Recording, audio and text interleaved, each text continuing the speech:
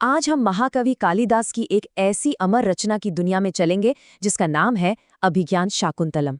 देखिए, ये सिर्फ एक नाटक नहीं है, ये तो प्रेम, याददाश्त और किस्मत की एक ऐसी कहानी है जो सदियों बाद भी आज भी उतनी ही सच्ची लगती है।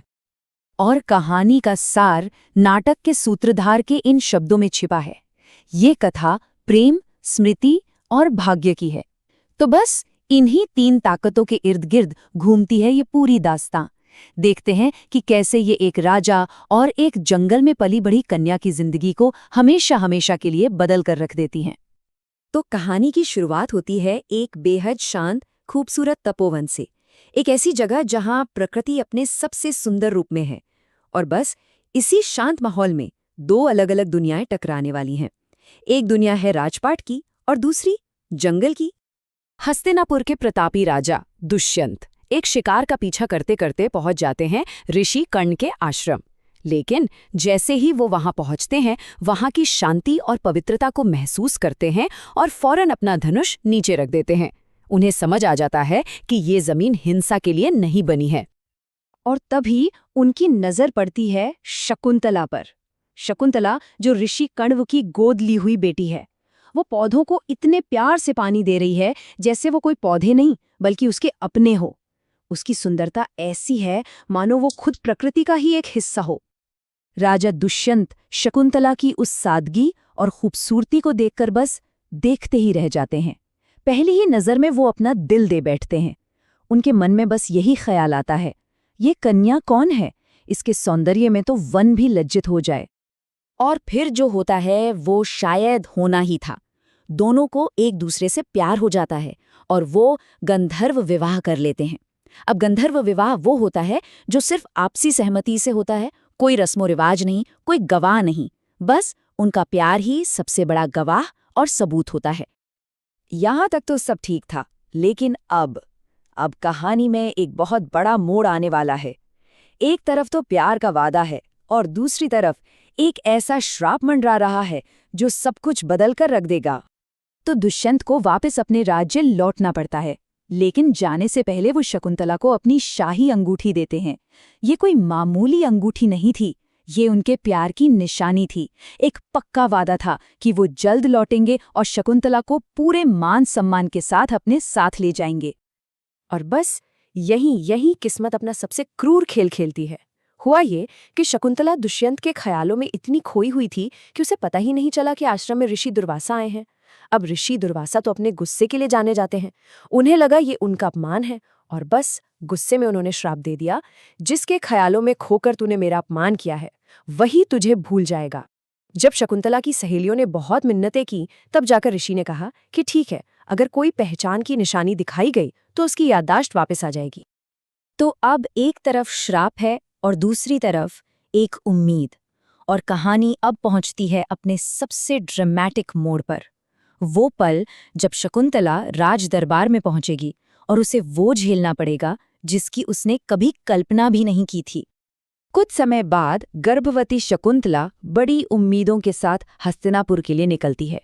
उसके मन में बस यही सपना है कि उसके पति राजा दुष्यंत उसे अपनाएंगे और उसे रानी का सम्मान देंगे। वो भरी सभा में पहुंचती है और राजा के सामने खड़े होकर कहती है, राजन, मैं आपकी पत्नी हूं। उसकी आवाज में उम्मीद है और आंखों में अपने पति के लिए बेशुमार प्यार। लेकिन दुर्वासा ऋषि का श्राप अपना काम कर चुका था। राजा दुष्यंत उसे देखकर बिल्कुल अनजान बन जाते हैं। वो साफ साफ कह देते हैं, मैं तुम्हें नहीं पहचानता, क्या तुम्हारे पास कोई सबूत है? सबूत? और तभी शकुंतला को याद आती है वो अंगूठी, राजा की दी हुई निशानी, वही तो है उसके प्यार का प्रमाण। लेकिन हाय, जब वो अपनी उंगली देखती है तो अंगूठी वहां होती ही नहीं है। उसका एकमात्र सबूत, उसकी आखिरी उम्मीद, रास्ते में सफर के दौरान ही कहीं नदी में गिर गई थी। तो अब पूरी कहानी का फोकस उस एक खोई हुई अंगूठी पर आ जाता है।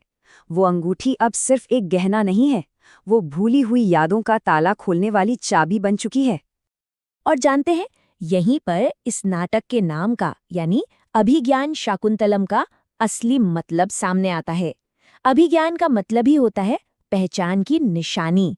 और इस कहानी में वो अभिज्ञान क्या है? वही खोई हुई अंगूठी, जिसके मिलते ही सारा भूला हुआ सच सामने आ जाएगा। और फिर देखिए किस्मत का खेल। एक मछुआरे को एक मछली के पेट से वही शाही अंगूठी मिलती है। उसे अंगूठी की कीमत का अंदाजा होता है और वो उसे लेकर सीधा राजमहल पहुंच जाता है। और जैसे ही राजा दुष्यंत की नज़र उस अंगूठी पर पड़ती है, श्राप का असर टूट जाता है। एक झटके में उन्हें सब कुछ याद आ जाता है, शकुंतला, उनका प्यार, उनका वादा, सब कुछ। और वो पछतावा की आग में जरने लगते हैं। हाय शकुंतला, मैंने कितना बड़ा अपराध किया। राजा दुखी हैं, लेकिन कहानी अभी खत्म नहीं हुई है। अब हम कहानी के आखिरी पड़ाव पर हैं, जहां किस्मत एक बार फिर इन बिछड़े हुए प्रेमियों को मिलाने वाली है, लेकिन इस बार जमीन पर नहीं बल्कि देवलोक में। कई साल बीत जाते हैं। एक दिन राजा दुष्यंत की मुलाकात एक दिव्य आश्रम में शकुंतला और एक बहुत ही वीर बालक से होती है। और वो बालक, वो कोई और नहीं बल्कि उनका अपना बेटा भरत था। दुष्यंत फौरन शकुंतला से माफी मांगते हैं, लेकिन शकुंतला वो अपनी महानता दिखाते हुए कहती हैं, प्रेम में तो क्षमा ही सबसे बड़ा गुण है। और बस इसी के साथ उनका मिलन होता है, जो असल में शाप पर प्रेम की जीत थी। और उनका यही बेटा भरत आगे चलकर इतना महान सम्राट बना कि उसी के नाम पर हमारे इस देश का नाम भारतवर्ष पड़ा। तो देखिए, एक प्रेम कहानी कैसे हमारे देश की पहचान से जाके जुड़ जाती है। तो आखिर में सवाल यही बचता है कि ज्यादा ताकतवर क्या है, किस्मत का लिखा हुआ एक श्राप या फिर एक ऐसा प्यार जिसका मिलना तय ही था। कालिदास की ये महान रचना ये सवाल हम सबके लिए छोड़ जाती है।